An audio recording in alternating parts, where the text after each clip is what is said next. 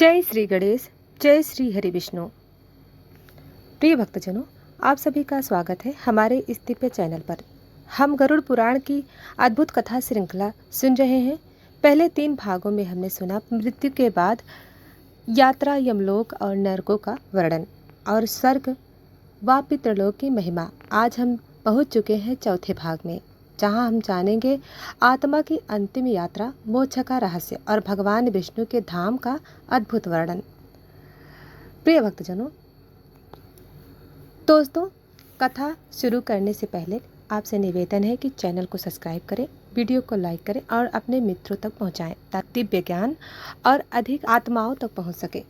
प्रिय भक्तजनों, गरुड़ पुराण कहता है, जन्म और मृत्यु का चक्र अंतहीन है। जीव बार बार शरीर धारण करता है, सुख दुख भोगता है और पाप पुण्य के अनुसार नरक या स्वर्ग जाता है। लेकिन जब तक उसे मोक्ष नहीं मिलता, तब तक यह यात्रा समाप्त नहीं होती। यही कारण है कि धर्म ग्रंथ मोक्ष को सर्वोच्च लक्ष्य मानते हैं। मोक्ष का अर्थ है आत्मा का जन्म मरण के बंधन से मुक्त होकर भगवान के धाम में प्रवेश करना। प्रिय भक्तजनों, जब आत्मा पुण्यवान होती है, पाप से मुक्त होती है और जीवन में भक्ति व धर्म का पालन करती है, तब उसके सामने केवल 2 मार्ग आते हैं। नंबर 1, या तो वह पितृलोक जाकर अपने वंशजों के श्राद्ध से संतुष्ट होकर पुनः जन्म ले। नंबर 2, या फिर वह भगवान विष्णु की ओर प्रस्थान करे और सदा के लिए मुक्ति पाए। गरुड़ पुराण में स्पष्ट कहा गया है, केवल वही आत्मा विष्णु धाम जाती है जिसने जीवन में भक्ति, सेवा, दान और सत्य का पालन किया हो। विष्णु धाम का मार्ग दिव्य और प्रकाश से भरा होता है। देवदूत पुष्प वर्षा करते हैं, गंधर्व भजन गाते हैं और हर दिशा में केवल ओम नमो भगवते वासुदेवाय की ध्वनि गूंजती है। यह मार्ग गंगा और यमुना जैसी दिव्य नदियों से होकर गुजरता है। सुगंधित पुष्पों के वन, रत्न जड़ित महल और स्वर्णिम सीढ़ियाँ आत्मा का स्वागत करते हैं। प्रिय भक्तजनों, विष्णु धाम जिसे बैकुंठ कहा जाता है, ना तो स्वर्ग है और ना ही पितृलोक। यह भगवान विष्णु का शाश्वत धाम है, जहाँ ना जन्म है, ना मृत्यु, ना दुख है, ना मोह।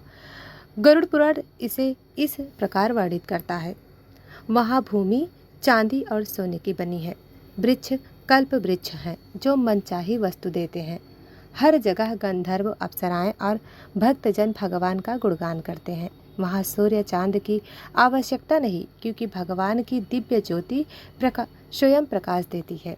बैकुंठ में पहुँचने पर आत्मा दिव्य शरीर धारण कर लेती है। उसके सामने 4 भुजाओं वाले भगवान विष्णु विराजमान होते हैं। शंख, चक्र, गदा और पद्म धारण किए होते हैं। उनकी समीप माता लक्ष्मी कमल पर विराजमान होती हैं। आत्मा उनके चरणों में प्रणाम करती है और उसी क्षण उसे अनंत शांति और आनंद की अनुभूति होती है।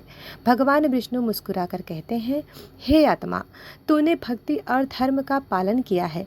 अब तू जन्म मरण के बंधन से मुक्त है। यह धाम तेरा शाश्वत निवास होगा। प्रिय भक्तजनों, कथा का उदाहरण। एक ब्राह्मण था, अतिथि। उसके जीवन भर भगवान विष्णु की भक्ति की, गरीबों को भोजन कराया और पितरों को श्राद्ध किया। मृत्यु के बाद यमदूत उसे लेने आए, लेकिन तभी विष्णुदूत प्रकट हुए और बोले, यह आत्मा हमारे स्वामी का है, इसका कोई पाप नहीं है, इसे हम विष्णु धाम ले जाएंगे। यमदूतों ने आदर पूर्वक सिर झुकाया और आत्मा को विष्णुदूतों के साथ ले जाने दिया। वह आत्मा बैकुंठ पहुंची और सदा के लिए आनंद में रहने लगी। प्रिय भक्तजनों, इस कथा से स्पष्ट है, जो भक्त भक्ति करता है वही मोक्ष और विष्णु धाम को प्राप्त करता है। प्रिय भक्तजनों, गरुड़ जी ने विनय पूर्वक प्रश्न किया, हे प्रभु, आपने यमलोक, नरक, स्वर्ग और पितृलोक का वर्णन विस्तार से किया, परंतु यह भी बताएं कि जीवात्मा को अंतिम मुक्ति कब और कैसे प्राप्त होती है। क्या हर आत्मा को जन्म मरण के चक्कर से मुक्ति मिल सकती है? भगवान विष्णु मुस्कुराए और बोले, हे गरुड़, यह प्रश्न अत्यंत गूढ़ है। मुक्ति वही प्राप्त करता है जो धर्म, सत्य, भक्ति और पितृ तर्पण से अपने जीवन को पवित्र करता है। पितृपक्ष का महत्व इसी कारण है, क्योंकि यह समय जीवों को अवसर देता है कि वे अपने पितरों का उद्धार करें। पितरों का तर्पण करके उनकी तृप्ति करके मनुष्य अपने वंशजों के लिए पुण्य की राह प्रशस्त करता है।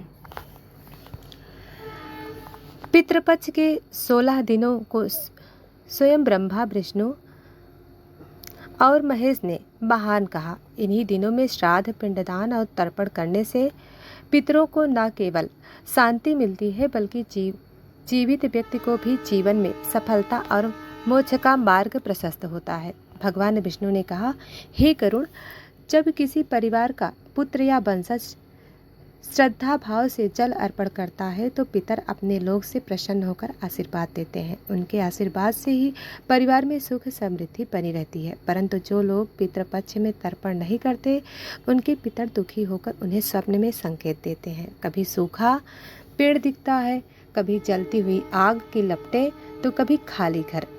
ये सब संकेत हैं कि पितर तर्पण की प्रतीक्षा कर रहे हैं। गरुड़ जी ने पूछा, हे प्रभु, यमलोक में जो आत्माएं पहुंचती हैं, क्या वे भी पितृपक्ष के समय अपने वंशजों से मिलने आती हैं? भगवान बोले, हाँ गरुड़, पितृपक्ष के इन दिनों में यमराज स्वयं आदेश देते हैं कि नरक, स्वर्ग और पितृलोक में रहने वाली आत्माएं अपने अपने घरों में जा सकती हैं। वे यह देखने आती हैं कि उनके वंशज श्राद्ध कर रहे हैं या नहीं। जो लोग श्रद्धा से उनका तर्पण करते हैं, उनके पितर प्रसन्न होकर लौटते हैं। परंतु जिन घरों में श्राद्ध का अनादर होता है, उन आत्माओं का हृदय रो पड़ता है और वे यमराज से शिकायत करती हैं। भगवान विष्णु आगे कहते हैं, हे गरुड़, मुक्ति का मार्ग केवल पितृ तर्पण में ही नहीं बल्कि सत्कर्म, सत्य, भक्ति में भी है। जो मनुष्य हरि नाम का स्मरण करता है, जो गीता, पुराण और वेद सुनता है, जो पितरों के प्रति कृतज्ञता प्रकट करता है, उसकी आत्मा मृत्यु के पश्चात विष्णु धाम की ओर प्रस्थान करती हैं। गरुड़ जी ने जिज्ञासा पूर्वक पूछा, हे प्रभु, कृपा कर उस विष्णु धाम का वर्णन करें जहाँ पहुंचकर आत्मा जन्म मरण के चक्कर से मुक्त हो जाती है। भगवान बोले, हे गरुड़, वह धाम अनंत प्रकाश से भरा है। वहाँ ना सूर्य की आवश्यकता है, ना चंद्रमा की, ना अग्नि की, ना दीपक की, क्योंकि स्वयं श्री हरि का तेज वहाँ सदा प्रकाशित रहता है। वहाँ ना कोई शोक है, ना रोग है, ना भूख है, ना प्यास है। वहाँ केवल आनंद ही आनंद। सभी आत्माएं दिव्य रूप धारण कर लेती हैं और नित्य हरि कीर्तन में लीन रहती हैं। भगवान ने आगे कहा, हे गरुड़, पितृपक्ष का सबसे बड़ा फल यही है कि कोई वंशज श्रद्धा से तर्पण करता है तो उसके पितर न केवल पितृलोक से मुक्त होकर स्वर्ग प्राप्त करते हैं बल्कि कभी कभी विष्णु धाम तक भी पहुंच जाते हैं। एक बार यदि किसी आत्मा को विष्णु धाम की प्राप्ति हो जाए तो वह कभी पुनः जन्म मरण के बंधन में नहीं पड़ती। यही है सच्चा मोक्ष। गरुड़ जी ने पूछा, हे प्रभु, जब आत्मा देह छोड़कर यात्रा पर निकलती है तो वह किस प्रकार विष्णु धाम पहुंचती है? भगवान बोले, हे गरुड़, जब कोई जीव धर्ममय जीवन बिताता है और अंत समय में हरि नाम स्मरण करता है तो उसके पास विष्णु दूत जाते हैं। वे दिव्य आभा से युक्त होते हैं। उनके हाथों में शंख, चक्र, गदा और पद्म होते हैं। वे आत्मा को यमदूतों से बचाकर सुरम्य मार्ग से ले जाते हैं। वह मार्ग फूलों से सजा होता है। जहाँ ना कांटे हैं ना अंधकार, वहाँ दिव्य गंध और संगीत की ध्वनि सुनाई देती है। आत्मा धीरे धीरे विष्णु धाम की ओर बढ़ती है। प्रिय भक्तजनों, भगवान विष्णु ने गरुड़ जी से कहा, हे गरुड़, जिस आत्मा को हरि भक्ति का आश्रय प्राप्त होता है उसने पितरों का तर्पण और धर्म का पालन किया है। उसके लिए मेरे धाम के द्वार सदा खुले रहते हैं। वही धाम किसी सांसारिक स्थान की तरह नहीं। वहाँ ना दिन है ना रात, ना ग्रीष्म है ना शीत। वहाँ केवल एक ही ऋतु है, आनंद की। नदियाँ वहाँ अमृत से बहती हैं, पर्वत रत्नों से चमकते हैं और वृक्ष कल्प वृक्ष होते हैं जो मनुष्य की प्रत्येक भावना को तुरंत पूर्ण कर देते हैं। गरुड़ जी ने कहा, हे प्रभु, जब आत्मा विष्णु धाम में प्रवेश करती है तो उनका अनुभव कैसा होता है? भगवान बोले, हे गरुड़, जब आत्मा विष्णु धाम पहुँचती है तो उसका स्थूल और सूक्ष्म शरीर नष्ट हो जाता है। वह दिव्य देह धारण कर लेती हैं। उसके नेत्र कमल के समान विशाल और शांत होते हैं। उसका मुख चंद्रमा के समान तेजस्वी होता है। उसके शरीर में से अमृतमय सुगंध प्रवाहित होती हैं। वह आत्मा वहां जाकर कभी भूख, प्यास या थकान का अनुभव नहीं करती। वह केवल दिव्य रस में मग्न रहती हैं। चारों ओर गंधर्व और अप्सराएं गान करती हैं। देवदूत पुष्प वर्षा करते हैं। यह स्वयं नारायण अपने भक्त का स्वागत करते हैं। हे गरुड़, जब आत्मा मेरे धाम में पहुँचती है तो मैं स्वयं उनका आलिंगन करता हूँ। उस समय वह आत्मा सारे बंधनों से मुक्त हो जाती है।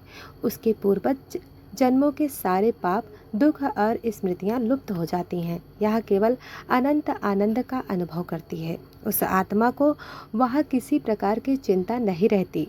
ना उसे पूर्व जन्म का भय है, न मृत्यु का। वह मेरे साथ वैकुंठ के नित्य निवासियों के बीच सदैव भक्ति रस में लीन रहती हैं।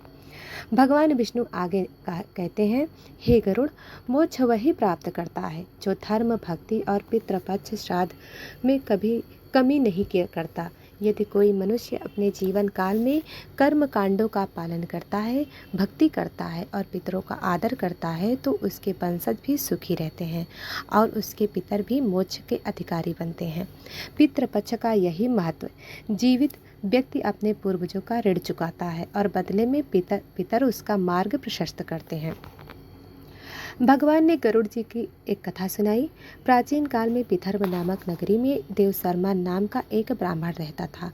वह अत्यंत विद्वान था, परंतु अपने पितरों के प्रति लापरवाह था। पितृपक्ष आने पर भी वह श्राद्ध नहीं करता, बल्कि उसका उपवास उड़ाता। एक रात उसने स्वप्न में देखा, उसके पितर उसके सामने खड़े थे, दुर्बल, छिड़काए, जल के लिए प्यासे, भोजन के लिए व्याकुल। उन्होंने कहा, पुत्र, हमें तेरा सहारा था, पर तूने कभी तर्पण नहीं किया। अब हम अंधकार में भटक रहे हैं। देवशर्मा भयभीत होकर जागा। उसने तुरंत पंडितों को बुलाया, श्राद्ध और पिंडदान किया। उस रात उसने देखा कि वही पितर अब दिव्य वेशभूषा में उनके आंगन से आकाश की ओर प्रस्थान कर रहे हैं। वे प्रसन्न होकर आशीर्वाद दे रहे हैं और बोले, पुत्र, अब हम तृप्त हैं। अब हम मोक्ष की ओर जा रहे हैं। तेरे वंश में कभी दरिद्रता नहीं आएगी। यह है पितृपक्ष की महिमा। प्रिय भक्तजनों, भगवान विष्णु ने कहा, हे गरुड़, जो लोग पाप करते हैं वे नरक के भयावह यातनाएं सहते हैं, परंतु यदि उनके वंशज पितृपक्ष में तर्पण करते हैं तो नरक के दूत उन्हें छोड़ देते हैं। पिंडदान का एक कण भी नरक की ज्वालाओं को शांत कर देता है। जो श्राद्ध से प्रसन्न होकर मोक्ष की ओर बढ़ते हैं, वे अपने वंशजों को दीर्घायु, सुख और समृद्धि का आशीर्वाद देते हैं। प्रिय भक्तजनों, भगवान ने कहा अंतिम उपदेश, हे गरुड़, जो मनुष्य पितृपक्ष का सम्मान करता है वह तीनों ऋणों से मुक्त होता है, ऋषि ऋण, देव ऋण और पितृ ऋण। पितृपक्ष में एक लोटा जल भी श्रद्धा से अर्पित करना हजारों स्वर्ण दान के बराबर होता है। एक निवाला अन्न भी यदि श्रद्धा से पितरों को अर्पित किया जाए तो वह दिव्य आहार बन जाता है। इसलिए हर मनुष्य को चाहिए कि पितृपक्ष में अपने पितरों को याद करें और श्रद्धा से श्राद्ध और तर्पण करें और मोक्ष का मार्ग प्रशस्त करें। तो प्यारे श्रोताओं, गरुड़ पुराण की इस कथा से हमें शिक्षा मिलती है कि मृत्यु अंत नहीं बल्कि आत्मा की नई यात्रा है। पितृपक्ष में अपने पितरों का तर्पण करना न केवल मुक्ति प्रदान करता है बल्कि हमारे जीवन को भी धन्य बना देता है। इसलिए हमें सदैव धर्म का पालन करना चाहिए, हरि नाम का स्मरण करना चाहिए और पितरों का श्राद्ध करना चाहिए। प्रिय भक्तजनों, यदि आपको गरुड़ पुराण की यह पितृपक्ष की कथा पसंद आई हो तो कृपया वीडियो को लाइक करें, अपने मित्रों और परिवार के साथ शेयर करें और हमारे चैनल को सब्सक्राइब करना ना भूलें।